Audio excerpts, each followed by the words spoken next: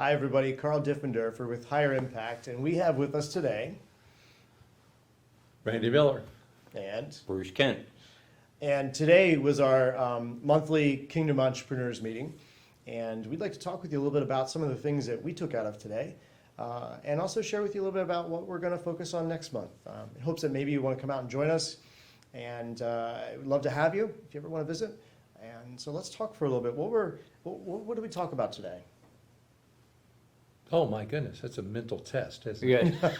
Yeah. So actually, we talked about a spiritual continuum that made us think about where we are on the continuum. And the first thing was about knowing God. Yeah. So the first point was, what is our relationship with God? Do we know God? Are we the beginning of that? And we related it somewhat to maybe a friendship or relationship, that it's a growing and changing relationship over time. As we grow and change, our relationship with God grows and changes. Yeah. I think one of the important things is that knowing God, there's a lot of theologians that know God, about God. What Paul was getting to was, do we intimately know God? Meaning, do we spend time with Him in the Word, in prayer, just waiting to hear from Him? And that, I thought that was very powerful, that we really need to know Him in a more intimate way than just on Sunday morning. Yeah. On Sunday morning. One of the questions I asked the group was, is God boring to you? And that's a loaded question. Almost sounds like I shouldn't be asking it, but the context behind it is, if God is boring to you, then you're missing something. Because for me, and I know for you guys too, God is very much alive and active in our lives. And I know our lives aren't perfect. We don't have it all figured out. But we are very excited to be with the Lord in our times with Him. So the point number one was knowing God. And then after that, it was finding freedom. And so what were some of the thoughts you guys had with finding freedom? Well, I guess I felt like, in the sense of, as I come to know Him, having the security that He knows me, and because He knows me, and I mean, in that growing relationship, that it provides freedom, that I'm not constantly under the discipline of an angry father, that I have the liberty to grow, and the liberty to change, and the liberty to learn, the liberty to be challenged as He challenges me. And liberty to fail. Oh, and definitely the liberty to fail and recover from that failure, because He's guiding and prompting and helping me to grow. And the only way you really can grow is by failing, so that you can come from failure into new growth. You don't learn to ride a bike without falling down once or twice. Yeah, the second question I asked the group was, is there anything that God can't fix in your life? If there's something that He can't fix, there's something that's holding you back that you can't heal from or change, or you just don't know how to get beyond that thing, whatever it is, you're probably not going to find freedom. It's going to hold you back. Well, what you've done is made the problem bigger than your God. Yeah, exactly. And and you're in trouble then. Yeah. And so you got to go back to step one. Yeah. And find out a more intimate relationship with your God to realize how big He is. Yeah. Well, and maybe there's a level of surrender that needs to happen of that thing, whatever it is. Maybe you just need to trust that He can heal you from whatever it is, emotional or physical, doesn't matter. So point number 3 of these 4 steps was discovering purpose. And he said that 87% of today's Christians don't know what body part they are in the body of Christ. What did that mean to you? What stood out to you about that?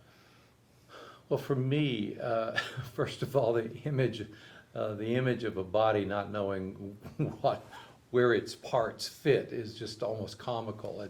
In that, the Scripture uses the idea that a body fit together, where our parts are and they're supposed to be, but in the body, how do we fit in the body? What is our purpose? We have a purpose and a calling. The Scripture says that knowing what my purpose is really liberates me from thinking that I'm to be doing things that I'm not called or designed Yeah. for. Yeah, exactly. So I'm liberated. So back to the point about freedom is now I'm free, certainly more free to do the thing that I'm really energized by, that I'm called to do, that I have been given a purpose and gifting to accomplish. And that's not it. Though I'm blessed and I receive the joy of the Lord because of that. It really impacts others, and it's about impacting others, and that's where the joy comes from, as I see Boy, others. I hope that I'm not the belly button of the body of Christ. It doesn't sound like fun to me. No, yeah. Maybe that's not the way you. that's not the Only way he you. meant it. No, I get it. don't I think get it. so. I don't think so. Well, the other thing about that, the discovering the purpose is that, we got 3 different age groups here. We all go through different seasons. 3? I thought it's just 2.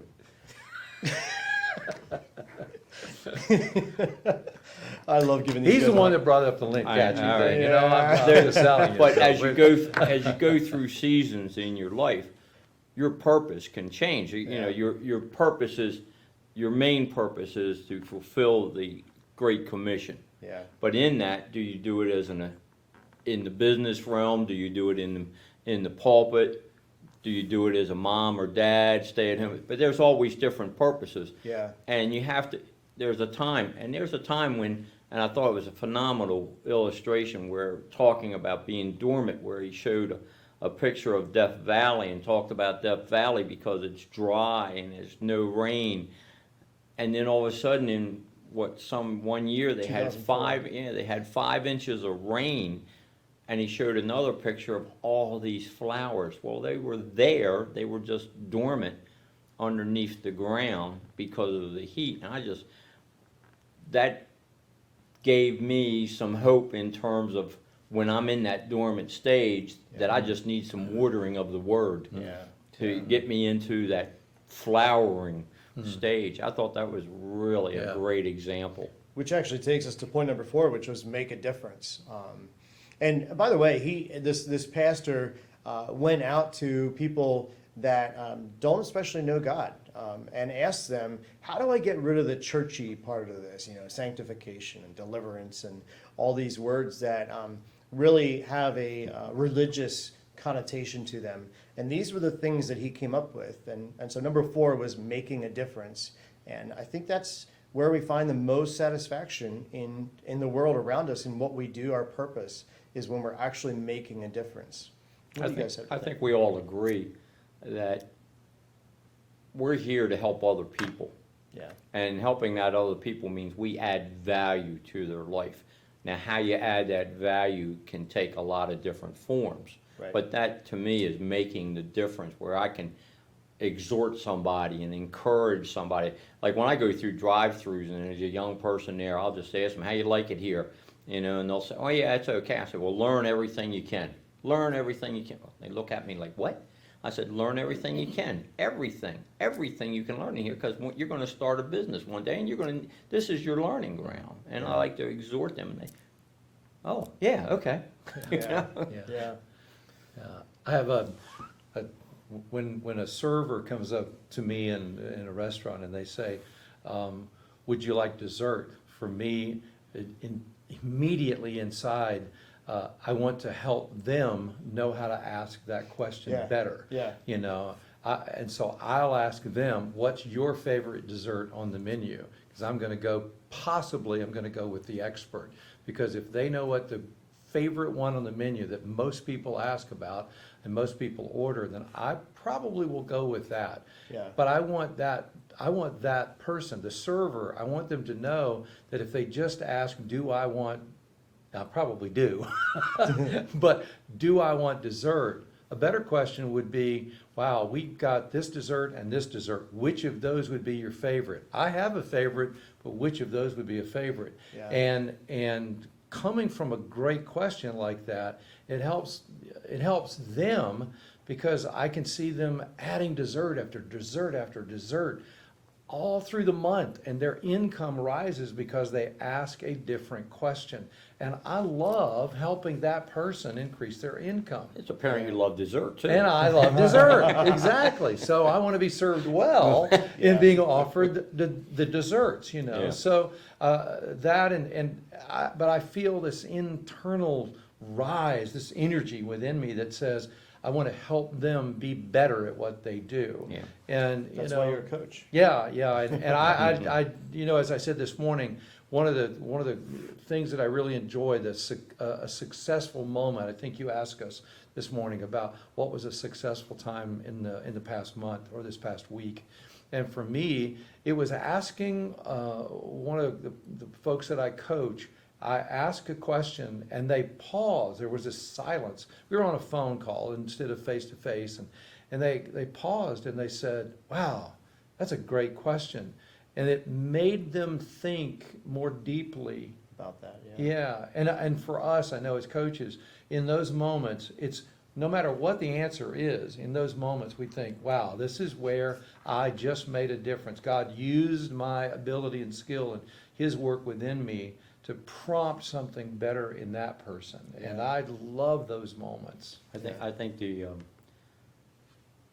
having the waiter or waitress ask that question about dessert in a different way is very appropriate, because they will ask you, would you like dessert tonight? And my response is, yeah, I'd like it, but I'm not getting it. I'd love to have it, you know, but I'm not going to get it. Because that question doesn't present anything to me. I know they got dessert. You know, it was on the menu already. Yeah, So yeah. you got to present it in a different way. Hey, I think this is really, you guys seem like you would like this type of dessert, but maybe I'm wrong. What would you like? You know, Yeah. something like different, because I just automatically say, yeah, I want it, but no, I'm not going to get it. So let's continue moving on. That was this month. Next month, we'd like to talk with you about how to manage time from an energy standpoint. Because we, all three of us, and all the coaches on the team, believe that it's not about managing time as much as it is energy. Why would you say that? Why would you agree with that? Well, we all have the same amount of time, you know, where we focus our energy. And I would suggest too, when we focus that energy. Sometimes, you know, research has told us that we make better decisions earlier in the day versus later in the day. Because we're tired. Yeah, because we're tired. We've spent energy in the early part of the day, and that not necessarily very early. Some people are not very, very early people, but it's what we're choosing to focus our energy on. Are we too available for distraction? You know, do we put our energy on things that are less productive? Now, it doesn't mean that we can't have the liberty or freedom to do those things later, but where do we choose to focus our energy, and how do we plan to focus our energy is something that often people really, I know all of us, we struggle with that, so. Yeah, I think of burnout. And how, you know, our energy, our burnout is basically not enough energy to do what we need to do. And usually, for me at least, that means that I've said yes to too much. And I need to take some things out of my agenda and my schedule to say no to them, to actually be able to do with excellence the things that I have said yes to. And when I do that, that's when I'm the most alive, that's when I'm the most effective at what I'm doing. And so for me, that's definitely going to be part of what we talk about. How Well, about you, Chris? that was one of the underlying themes of today was boundaries. Yeah. You know, saying no and setting boundaries so that you don't get burned out. Right. So that you keep the energy on the important things, the things that are most productive for you. And I thought that was very astute of everybody, that they were seeing that a lot of them needed to set boundaries in their workplace, where they were just allowing things to just overwhelm them.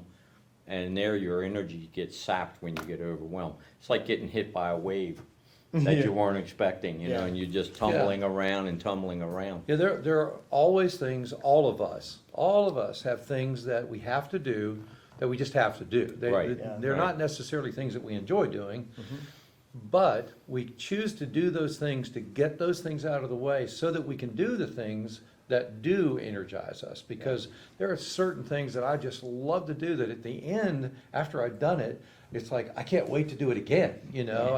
And tomorrow's coming and I get ready, I'm getting ready, I'm rested, I'm getting ready to do it all over again. All of us have those things that we don't like to do, you know, and so we get those done and get them out of the way, so it frees us up and we're not carrying the weight of not doing that thing all day. long. Right, Yeah, yeah. I agree. Like waiting to do something that we loathe doing. Oh, it's at the end of the day, you're like, oh crap, I still didn't do that. So I've found, and that's part of the reason why I'm trying to exercise in the morning. I can't say I especially like exercise, although I will say it is growing on me. Like mold, but it's growing on me. And so, you know, what are those things that you loathe doing? You're going to it'd probably be good for you to identify them, and we'll be definitely working on that. I have a specific exercise that I have in mind already that's part of our coach's toolkit. That's really going to help you identify what gives you energy, what takes away energy, and how do you better manage that with your time. And that can lead to procrastination. Oh, absolutely, yeah. You know, if you don't deal with it. Can you procrastinating? Oh, I do it all the time. Putting things off. Yeah, Wow, yeah, that's, yeah. yeah, that's a real cycle to get in. Oh, and I've been there. Hey, I didn't know that had a terminology for it though. You know, one of the things that we learn when we come together for this roundtable on the mastermind group is we don't just learn from one another, and we don't. It's not like others are just learning from coaches. Yeah. I heard someone today make a statement about, so how long does that thing take that you don't like to do? Yeah. That was a great insight question. from someone Yeah. here, because when you think about it as she did, she Yeah. said, I realized it takes less than 15 minutes of my day to do this. And then once I've done it, it's done, it's done. over, Yeah. and I don't have to think about it anymore. And I thought that was so good, because sometimes we think, oh, I've just put it off and I put it off and I put it off, because we just don't want to do it, but we don't think about if we just got it done, it's going to take 5 minutes, 3 minutes, 15 minutes, whatever it is. Yeah. And the labor is over, and now we get to do the things that we love and enjoy And doing. now we don't have that pressure pushing down on us the rest of the day, saying, oh yeah, I got to do that. Oh yeah, I got to do that. Oh, I don't want to do that. Oh, I don't want to do that. You know that pressure that I'm talking about, right? Yeah. And it just, nobody wants to live that way. It was interesting, it was in the context of paying your taxes. Yeah, you're right, it was. Yeah, business taxes, put it off, Business put it off, taxes, put it off, put it off. Yeah, Get it done, get it done. Well, everybody, we hope that you can join us again next time online or in person at our masterminds. We have a mastermind group in Frederick, Maryland, and 2 here in Lancaster. Welcome you to join us. There's actually a couple more mastermind groups in the works that might be a better fit for you. So track us online, follow us. If you have questions throughout your month, we're here, all of us coaches, there's 10 of us total. We're here as a resource for you. And we just challenge you, take advantage of us. We'll give you tons of free, good information proving to you that we are there to make a difference in you. And ultimately, our goal is to make you successful. If we can do that, then we pay for ourselves. absolutely. And even if you don't pay us, call us, take advantage of us, and see the value that we can bring to you. And so until next month, have a great month. We'll see you next time. So long. Over and out. So long. See ya.